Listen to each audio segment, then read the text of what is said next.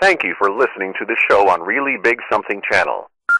September 21st, 2017. The Kuhner Report, presented by Kelly Financial Services. This is the Kuhner Report. One last kick at the can. Okay, my friends, it's now coming down to crunch time. The Republicans are trying one last final time to repeal and replace Obamacare. And standing in their way is Senator Rand Paul. And my question to you is this. Do you stand with Rand? 617-266-6868 if you want to be part of the show. Okay, my friends, here is now exactly what is taking place. They are now racing towards a deadline before September 30th. Republicans have now, they've almost got the votes. President Trump says they're at about 48, 49 votes to pass what is called the Graham-Cassidy bill. Jeff, what is the Graham-Cassidy bill? It is the bill that is now being sponsored by the Republican leadership, particularly through Senator Lay Down Love Me Lindsey Graham and Senator Bill Cassidy, Republican from Louisiana, who, by the way, is also Dr. Cassidy. And so they have now put together a bill that, to be completely fair and objective, probably has the best chance of any Republican bill to pass. Its goal, fundamentally, is to repeal, but especially replace Obamacare. Paul Rhino Ryan says that if it passes the Senate, and Mitch McConnell has now said they're going to put it up for a vote probably sometime next week, or at least put it on the Senate floor. Ryan says if it passes the Senate, the exact same bill, they'll make no changes, they will put it to a House floor vote, and then if it passes, it will go straight to Trump's desk for his signature. Trump is now urging every single Republican, including Rand Paul, to get on board. Why? Because after September 30th, the Democrats will be able to filibuster it. So using these budgetary procedures, they just need 50 plus 1 to get this thing through the Senate. Right now, there are 52 Republicans. 48 Democrats. If you count Bernie as an independent, he caucuses with the Democrats, so it's 52-48. So their window, their margin here to get this thing done is very tight. Rand Paul says he is a definite no. Susan Collins is now leaning no. However, McManiac, because this bill is being pushed by Lindsey Graham, his girlfriend, that McManiac may support the bill this time. Lisa Murkowski from Alaska is actually on the fence. So this time they could actually potentially get 50 Republicans. Mike Pence would be the tiebreaker, and they could technically get this thing done. So right now it's on a razor's edge. So what is in Graham-Cassidy? What is now this Republican replacement bill? In a nutshell, if you want to understand it in one sentence, it's Obamacare meets federalism. Let me repeat that. It's Obamacare meets federalism. What do I mean by that? What the bill would do is as follows. In fact, to be fair, there are some very good aspects to this bill. Number one, it would expand health savings accounts. Very good. It would eventually dismantle and get rid of the individual mandate and the employer mandate. So it blows out the mandates, which was at the heart of Obamacare. It also institutes some spending discipline down the road regarding Medicaid. In other words, they're going to rein in the increase in spending on Medicaid. They call it Medicaid reform. If you remember under Obamacare, many states, especially Democratic liberal states, like California, like New York, dramatically expanded the Medicaid rolls under Obamacare. Basically, shovel people onto Medicaid. This bill will start rolling that back 3, 4, 5 years down the road. So there are some very good aspects to this bill. At the heart of the bill, and this is why it's Obamacare meets federalism, is that here's how they try to square the circle.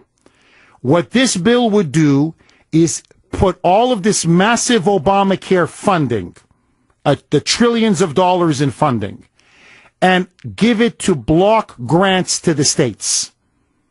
In other words, take all the money that Obamacare spends and give it to the states, each individual state, and say, here's this mountain of cash.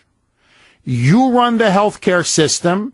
You run, you set up some of the guidelines, some of the procedures, some of the waivers on certain of these mandates that you think works best for your people, your state, and in your community. So it gives a lot more freedom and autonomy to the states on how to spend all of this money. Now, the kicker is this. As I mentioned, under Obamacare, Democratic states, liberal states like California, New York, Illinois, others, they expanded the Medicaid rolls. What this bill now does, and this is the key, is that it says, whoa, you guys kind of cheated. You guys were expanding Medicaid, while many of these Republican states, these red states, they didn't. And so to reward them for essentially not loading people onto Medicaid, we are going to give them extra money. We're going to reshuffle some of the money, and we're going to give a little bit less to California, and a little bit less to New York, and a little bit less to Illinois, because you guys loaded everything up on Medicaid, and we're going to give it to the states that didn't expand Medicaid under Obama and under Obamacare. In other words, we're going to give it to Mississippi, and to Texas, and to Alabama, and to Montana, and to Wyoming. And so they're going to reshuffle some of the money and have it go more towards Republican red states to reward them for not having expanded Medicaid under Obamacare. Rand Paul's position is this, that at its core, it keeps most of the Obamacare spending. And on this, by the way, he's completely right. It's just reshuffling the deck. It's just taking some money from the federal government, block granting it to the states, and it's kind of, as he calls it, quote, petty partisanship. It's just punishing California, punishing New York, punishing some of these Democratic states, and giving more to Republican states. And so his argument is, you are going to keep Obamacare in essence. You are going to keep the massive spending of Obamacare. You're going to keep this big government entitlement. You're just going to kick it over to the states. This will continue to cost us $1 trillion when we are now running a $700 billion deficit, when we have a $20 trillion debt. It does not stop the unsustainable nature of all of this entitlement spending. It will bankrupt the United States. And furthermore, as he puts it, it's going to hurt the Republicans in California, in New York. There are members of Congress there. They're going to get killed, he says, in these competitive districts when the voters find out, whoa, there's $27 billion less on health care spending for California because of this bill. There's $14 billion less for New York because of this bill. And so he thinks even politically it is going to hurt the Republicans in some of these blue states. But the core of his argument is, we were sent to Washington to repeal Obamacare, not to replace Obamacare, and certainly not to keep the essence of Obamacare in terms of its spending and this massive entitlement. This is not what we promised the American people. This is still big government. You're just passing it off on to the states to spend this mountain of cash. So Rand Paul says, why don't you do what I suggest? Repeal Obamacare and then replace it with a free market system, in particular, allowing, say, people who work as waiters or waitresses or bartenders or truckers or whatever, have them join groups and associations, credit unions, whatever, that can then pool their resources together and then buy insurance across state lines. This will cost you, the taxpayer, $0. It costs the government $0. And it will actually drive down prices, drive down premiums, have more choice and more competition. In other words, we don't need more big government. We need less big government. Listen now to Rand Paul say, don't blame me if this bill goes down. I say repeal. I voted for repeal. And say what you want about this. This is not repeal. Go. Well, the interesting thing is we've been working with the Trump administration on this for 6 months now. We think they can do it through presidential interpretation of existing law. So there was a law passed in the 1970s that allows groups to form across state lines. Many corporations already do this. This is the one area of the insurance market where premiums have been relatively flat. We think that the administration is going to, in the next week or two, issue a ruling saying that, guess what? Individuals are going to be able to buy across state lines. We think they can do it without any bill or legislation from Congress. And here's the thing. My proposal that I'm working on, the president with, costs $0. The Cassidy-Graham bill is going to spend $1 trillion. It keeps the Obamacare spending, but just reshuffles who gets it. That, to my mind, is not what I promised the voters. I promised repeal. I didn't promise I would sort of keep most of it and just reshuffle who gets the proceeds. Look, you want to know where I stand, and then I want to ask you how you feel. 617-266-6868. Graham Cassidy, I think there's no question about it, compared to what is now in place, Obamacare, is better. It's better. There's no question about it, it's better. Health savings accounts, better. Medicaid reform, better. Getting rid of the employer and individual mandates, better, much better. Do I prefer the states to handle all of this money and put together their own healthcare systems as opposed to the federal government? Yes, it's better. However, to be candid, like I'm in the confessional, if I was a senator, how would I vote? I would vote with Rand Paul. And I'll tell you why. Because I think it's still a very bad bill. It's better than Obamacare, yes. I still think it's a bad bill. I think it spends trillions of dollars that we don't have. It keeps the essence of Obamacare in place. And my friends, we are going broke. And we have to get the government out of the healthcare business. I didn't elect them to replace Obamacare and block grant it to the states. I voted for them to repeal Obamacare root and branch. And so I stand with Rand. My question is, do you? 617-266-6868. And let me throw one more log on the fire. Supporters of Graham Cassidy say that if you're against this bill, you are essentially allowing Obamacare to stay in place. That a vote against Graham Cassidy is a vote for Obamacare. This is what they're now accusing Rand Paul. And my question to you is this. Would you rather have this, or would you rather have that Obamacare stays? Are the critics of Rand Paul correct? 617-266-6868. Your calls right after this short news break. Cassidy Graham bill is going to spend $1 trillion.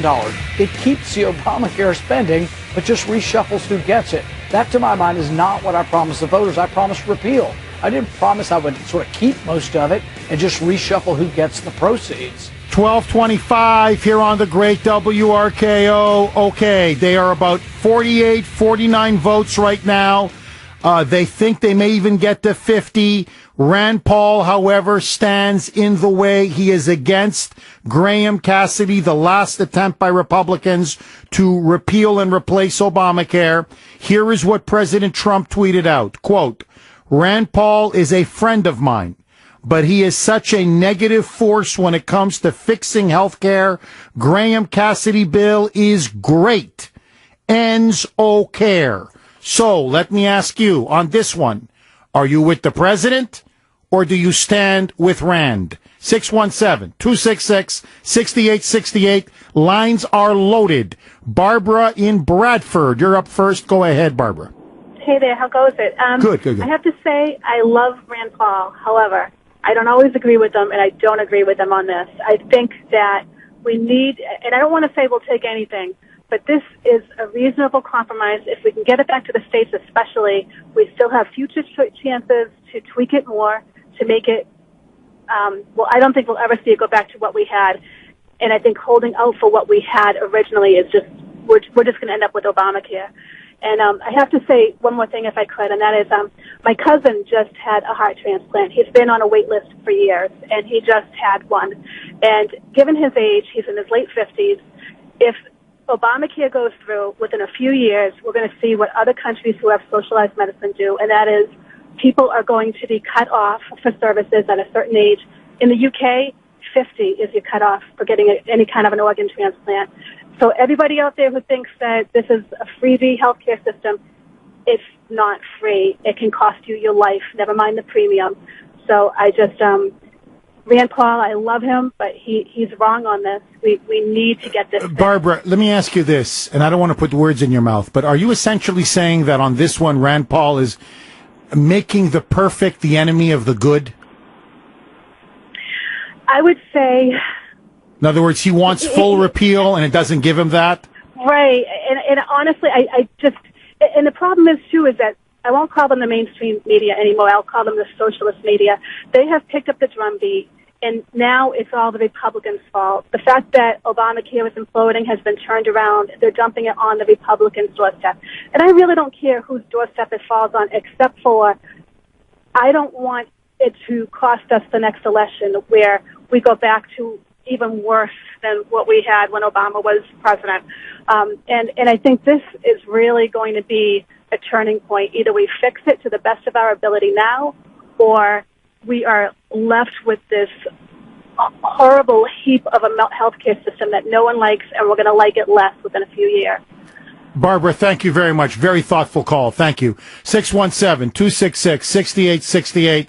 Let me ask you then this question, because this is what Rand Paul this would be his rebuttal. Do you trust Beacon Hill with billions and billions of healthcare dollars? Because that's what this plan would do. Do you trust, a mountain of cash being funneled to the Democrats up in the state legislature and having them essentially coordinate and create a healthcare system affecting you? And his argument would be, that's not what we ran on. And that's not what we promised the American people. And that's why he says he's voting no. Mike in Newton. Go ahead, Mike. Jeff, the perfect will be the enemy of the good. I am dead against Obamacare with all my heart and soul. Although I heard a gentleman yesterday, I forget his name, he articulated he was a senator at one time. He articulated the reason why this bill should be passed. They talk a lot of numbers and billions and trillions, but he articulated his argument and made me a believer. Rand Paul is a renegade, and I like the guy. I always have. And he said that Rand Paul should stop thinking about himself. And this guy was very sober. He convinced me that it's the first step. In other words, are we going to bleed out, or are we going to stop the bleeding? And I think this bill And you're right about Beacon Hill. I mean, I may run for state rep so I can get part of that money. You know what I mean, Jeff? All right, so look, Kuhner Country. Brittany, let's do an impromptu poll question. I think it's gonna be really fascinating. Okay, so let's do this. Do you support Graham Cassidy? We'll make that the poll question. Do you support Graham Cassidy? In other words, do you support the bill? If you believe the answer is yes, you do, text the letter A to 680-680. If you're with Rand Paul, and I'll be honest with you, I would vote no. In other words, no, I'm against this bill. I think it's bad in the long run. Text the letter B to 680-680. The poll question is sponsored by Bill Kelly Financial Services. As always, you can vote online at WRKO.com. We'll have some poll results, more with your calls next. WRKO, the voice of Boston. 12:37 here on the great WRKO. Okay, down the stretch they come. So it is now down to the wire, the last kick at the can. Republicans now putting their final bill to replace Obamacare. It is Graham Cassidy. Rand Paul says he's going to vote against it. Trump is for it. Essentially, it gets rid of all of the mandates. It expands health savings accounts. It does have some Medicaid reform, and it block grants most of the Obama spending to the states. However, Rand Paul says it keeps the essence of Obamacare. It will continue to spend $1 trillion a year. We are running $700 billion deficits. It will eventually bankrupt America, and this is not what the Republicans ran on. As he put it, this is a variation of a massive big government program, Graham Cassidy. We ran on repeal. Where's the repeal? 617-266-6868. Brittany, this is fascinating. So, the poll question sponsored by Bill Kelly. Do you support Graham Cassidy? By the way, Trump wants to sign it. He says, give it to me next week. I'll sign it on the spot. If the answer is yes, text the letter A to 680-680. If the answer is no, in other words, you stand with Rand on this one. And to be honest, on this one, I do stand with Rand. Although it is a good bill. It's a better bill than Obamacare. Not a good bill, but it's a better bill than Obamacare. No question. Then text the letter B to 680-680. You can vote as well at WRKO.com. Brittany, it was 53-47 before. Has that changed? Yes. It has just by changed. A little bit. Okay. Now it's 54 no, 46 yes. All right, so Kuhner Country is split. Essentially 54% say no. They oppose Graham Cassidy. They stand with Rand. 46% say it's a good first step. It's better than nothing. And, we don't want to keep Obamacare. It's now or never. You want to get rid of Obamacare, now or never. So 46. So the audience is split, 46-54. Andy in his truck. Go ahead, Andy. Hey, Jeff, how are you? I'm good. How are you, Andy? Very good, very good. Hey, first before I get to my comment, I want to apologize. I've tried to call in the last month and a half several times, and I either lose the signal because I'm on the road or I have to hang up because you're so popular now, Jeff. I can't get through anymore. So I had an idea. Maybe you can install one of those red phones on your desk under a glass dome that lights up with a special number when I call. That is so funny. Maybe we'll get a special line for you, Andy. Yeah, just like the bat phone. Andy, we hear you loud and clear, my friend. The floor is yours. Go. All right, brother. It's good talking to you. Anyway, I stand with Rand. You know I'm a Rand Paul supporter. This might be a good first step. I haven't looked that far into it. But one of the things that worries me about this, and worries me about the block grants, is because back in the 80s, President Reagan took the funding for mental health facilities and mental health programs, and he put it into block grants for the states and made it their responsibility, saying, hey, we'll give you the money. You spend it the way you think your state should spend it, and what facilities should stay open or not, and what programs should continue or not. And it's your responsibility. Here you go. It's yours. We give your power back to the states. Well, Democratic states like California, like Massachusetts, like Rhode Island, like Illinois, they took that funding and most of them gutted all of those programs, closed a lot of the facilities. That's why we see a lot of people with mental health problems on the street, in homeless shelters. And in Massachusetts, I believe it was Governor Dukakis that did this. All right. Then they turn around when we have a massive mental health problem in the country, people roaming the streets. Okay, they turned around and blamed it on the Republicans and blamed it on President Reagan, which is complete BS. And I'm afraid the same thing's going to happen here if something goes down. I'm a fan of block grants. I'm a fan of having the states having power, and having responsibility. But that's something we need to keep in mind. Interesting. Very interesting. Well, I mean, that's why, and thank you for that call, Andy. Look, that's why I posed it this way, because I know how Rand Paul thinks. He'd say, well, look, let me ask the audience this. See, if we had him on the show right now, he'd say, they're going to give you guys whatever the formula is, whatever, billions of dollars, okay? So let's just give a number, 5 billion, 10 billion, whatever. They're going to give it to Beacon Hill. And they're going to say, here's the money. Now, you Democrats in the state legislature, you guys put together a health care plan for the people of Massachusetts. Is that what you want? That would be Rand Paul's argument. So, he says, and that's not what we ran on. And look, to me, my argument is even more basic than that. We can't afford it. It's $1 trillion. There's no money. That's why ultimately I'm against this. 617-266-6868, but I know many of you disagree, and hey, the Kuhner Report is the last free speech zone left in America. Russ, you're up next. Go ahead, Russ. All right. First of all, Jeff, I have more possibilities of controlling what goes on in Beacon Hill than I have from the prostitutes in Washington. All 11 of them that represent us in Washington, they're nothing but party loyalists, and I don't even bother communicating with them because it's nothing but a waste of time, right? Now, I firmly believe in states' rights. One of the biggest mistakes that we've made is we've surrendered to the federal government in too many areas. Block granting back to the states, it's going to force the states to be fiscally responsible, especially the a-hole states like the state of California. And the choice is this. Either we're going to end up with socialized medicine or we make this change now and move forward. That's the choice. Russ, thank you very much for that call.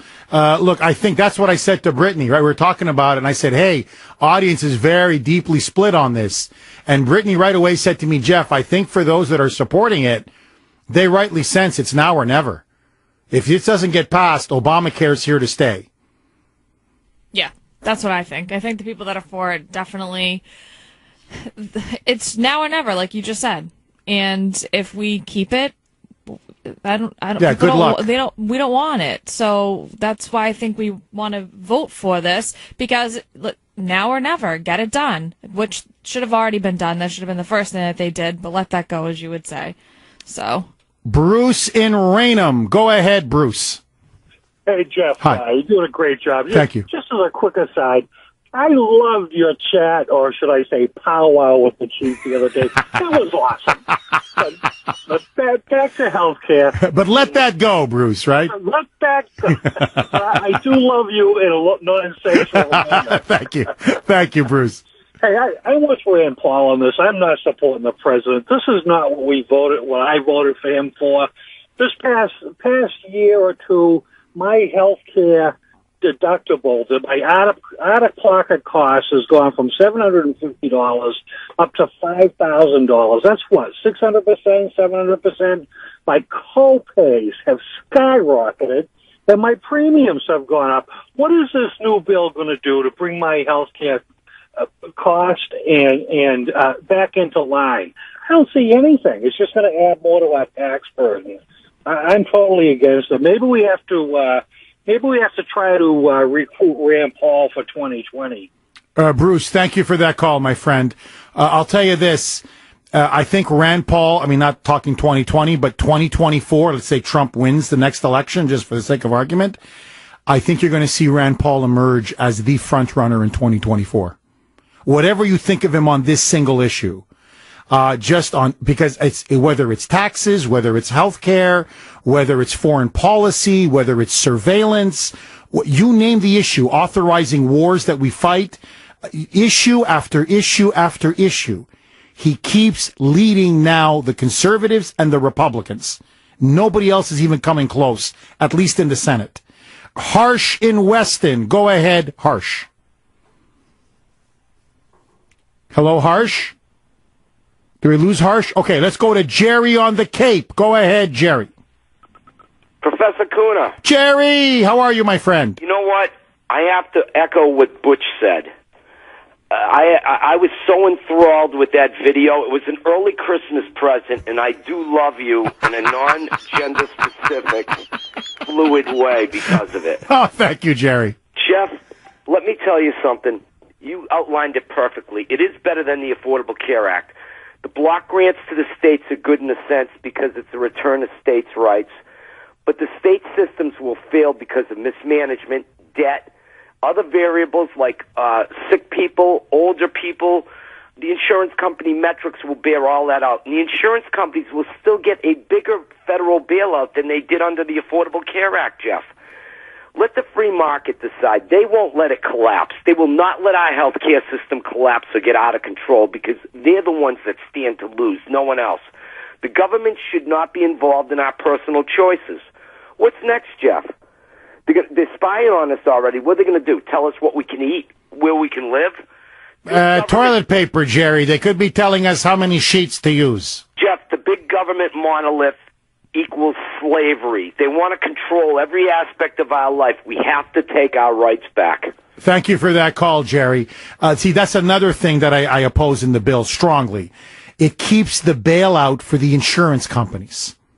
That big bailout fund. No, I don't want to subsidize the insurance companies. They're making $15 billion a year in profit. You guys don't need more money. Look, where's the bailout for us? That's another reason why I'm against it, but that's just me. Rick, I think in the car. Go ahead, Rick. How you doing, Jeff? I'm good. How are you, Rick? I've been able to get through. Go ahead, Rick. I've been a long-time listener. Thank you, Rick. Welcome. I have to agree with Lindsay on this one. And the only reason why is because the Republicans haven't got anything done yet. And they're going to lose by a landslide if they keep this up. And then when they lose, we're going to end up with a single-payer system or Obamacare. It's going to get much worse. So, Rick, what you're saying is, and I think a lot of the audience agrees with you, is whatever flaws are in this bill, this is going to, we're going to be stuck with Obamacare if it doesn't pass, and eventually that's going to lead to a single-payer system. That's correct, especially if the Republicans start losing seats because they're not getting nothing done. Rick, thank you for that call. 617-266-6868. Full disclosure, we are furiously reaching out to Rand Paul's people. We're going to try to have him on next week. Brittany is texting him, calling him as we speak on the air. Hopefully we'll have him on. And if possible, I'd like to have him on long enough so he could take some of your calls. And you can make your points, make them straight to him. CJ in Boston. Go ahead, CJ. Hey, Jeff, I wonder if you can clear something up. I heard something the other day regarding this health care plan, and it goes as follows. Say you're making $50,000 a year and your employer is kicking in $25,000 for your HMO, yes, for your health care. I've been told that we now have to pay taxes on the $75,000 and not actually on the $50,000 that we make. And just a quick point off topic here about that Elizabeth Warren interview, Jeff. Look, the next time you even think about going that hard on the chief again, please use a little lubricant. Thank you for that call, CJ. 617-266-6868. By the way, if you want, I've got a column up. It's driving her people insane. I expose how she made her money and just how fraudulent and sleazy it was. By the way, she took a lot of money from the big banks, from the insurance companies. I mean, this woman is a crony capitalist like Hillary Clinton. She's a complete fraud. So if you want, you can go to WRKO.com and click on and just read my column, Kuhner's Corner, Confronting Elizabeth Warren. 617-266-6868. Do you stand with Rand or do you stand with the president? Your calls next. 12:56, actually 12:57 now, here on the great WRKO. Okay, just to show you the passions being aroused by the Graham-Cassidy bill and the prospect now that Obamacare could be replaced. Late-night comedian Jimmy Kimmel, whose son apparently had open-heart surgery, his 2-year-old boy, and he's very upset, saying that kids like his little boy are going to be shafted out of having being able to have surgery or having insurance to cover the surgery if Graham-Cassidy passes. And so Brian Kilmeade of Fox News criticized Jimmy Kimmel for being an out-of-touch Hollywood elitist. And Kimmel last night, well, here, you listen for yourself. Got a lot of nice tweets, words of support today from people, from a lot of sick and disabled people who are worried about their access to health care being cut off. But I also got some words that were not so nice, particularly from our friends at Fox and Friends. Sunday's politically charged Emmys may have been the lowest rate in history, but that's not stopping Hollywood elites like comedian Jimmy Kimmel for pushing their politics on the rest of the country. Watch. Thanks, Brian. That was Brian Kilmeade. And the reason I found this comment to be particularly annoying is because this is a guy, Brian Kilmeade, who whenever I see him, kisses my ass like a little boy meeting Batman. Oh, he's such a fan. I think he's been to the show. He follows me on Twitter. He asked me to write a blurb for his book, which I did. He calls my agent looking for projects. He's dying to be a member of the Hollywood elite. The only reason he's not a member of the Hollywood elite is because nobody will hire him to be one. And, you know, the reason I'm talking about this is because my son had an open heart surgery and has to have 2 more. And because of that, I learned that there are kids with no insurance in the same situation. I don't get anything out of this, Brian, you phony little creep. Oh, I'll pound you when I see you. That is my blurb. So basically now Kimmel is threatening to beat up Brian Kilmeade of Fox News. By the way, where's the mainstream media to defend one of their own? Can you hear the crickets? Can you hear the crickets? Jimmy, relax. Under Graham-Cassidy, and I'm not a fan of it, but just so that you know, because I've actually looked at the bill. I know what I'm talking about. It covers pre-existing conditions, okay? So little children who need open heart surgery, they're going to be covered. Relax. Jimmy, also, you're worth north of 30, 40 million bucks. Buddy, you can pay for your son's operation. Jimmy, have a drink. Relax. The voice of Boston is you. 680 WRKO Boston, 93.7 WEEI HD2 Lawrence, Boston. It's 1 o'clock.